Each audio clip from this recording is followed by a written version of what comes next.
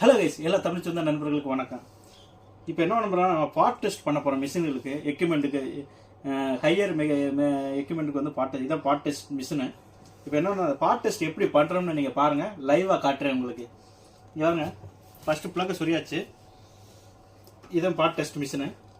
இப்போ நம்ம எந்த மிஷினில் வந்து நம்ம வந்து பண்ண போகிறோம் அப்படின்னு பார்த்து, இப்போ வந்து இந்த எக்யூப்மெண்ட்டு ஹார்மர் ட்ரில்லிங் மிஷின். இதோட எங்கேயாவது இதில் மாட்டிக்கிறேன்னா இதில் மாட்ட பார்ட் டெஸ்டோடைய எக்யூப்மெண்ட்டில் நம்ம வந்து பண்ண போகிறோம்.